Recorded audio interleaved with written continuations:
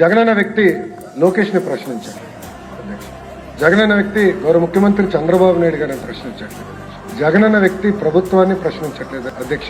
జగనన్న వ్యక్తి అంబేద్కర్ గారిని ప్రశ్నిస్తున్నారు అధ్యక్ష. ఎందుకంటున్నానంటే ఇది అంబేద్కర్ గారు రాజ్యాంగంలో రిజర్వేషన్ విధానం తీసుకొచ్చినారు, అది మేము పాటిస్తాం. వర్టికల్ హారిజాంటల్ రిజర్వేషన్ పారదర్శకంగా నిర్వహించాల లక్ష్యంతో మేమున్నాం. అంబేద్కర్ గారిని ప్రశ్నిస్తున్నారు అధ్యక్ష, గొడ్డలిపాటి నాయకుడు అధ్యక్ష. దానికి సమాధానం చెప్పమనండి అధ్యక్ష. అధ్యక్ష ప్రెస్ మీట్లు ఎందుకు అధ్యక్ష? రమ్మనండి హౌస్ కి, ఎందుకు రాలేదైనా? నేను ఛాలెంజ్ చేశాను అధ్యక్ష, ఇది 4వ ఛాలెంజ్ చేస్తాను. టైం డేట్ మీరు ఫిక్స్ చేయండి, డిబేట్ కి నేను ready. I'm ready in the house, out side the house, I'm ready. నేనేం పారిపోట్లా. మీలాగా నా పైన సిబిఐ కేసులు లేదు, మీలాగా నేను బెయిల్ పైన లేను. నేను ఎక్కడికి వెళ్ళాలంటే నేను కోర్టుకు వెళ్ళి పర్మిషన్ తీసుకోవాల్సిన అవసరం నాకు లేదు, అది మీకుంది, నాకు లేదు.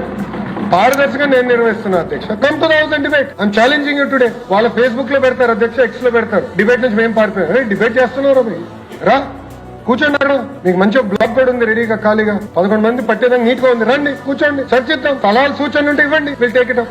అంతేగాని అంబేద్కర్ గారు రాసిన రాజ్యాంగం మటుకు మీరు ప్రశ్నిస్తే ఒప్పుకునేందుకు మేము సిద్ధంగా లేం. తప్పనిసరిగా పారదర్శకంగా మేము నిర్వహిస్తాం. ఇంకొక 3 డిఎస్సీలు ఎన్నికల ముందర ప్రజాప్రభుత్వం నిర్వహించి ప్రభుత్వ పాఠశాలను బలోపేతం చేసే బాధ్యత మేము తీసుకుంటాం అధ్యక్ష. అంతేకాకుండా అధ్యక్ష మీరు చూస్తే సంవత్సరం అయిన తర్వాత మాట్లాడుతున్నారు అధ్యక్ష. మొత్తం ప్రోగ్రామ్ అయిపోయింది, టీచర్లు ట్రైనింగ్ అయిపోయింది, అంతా అయిన తర్వాత సంవత్సరం తర్వాత వచ్చి ఇప్పుడు ఏదో అవకతవకలు జరిగినాయి.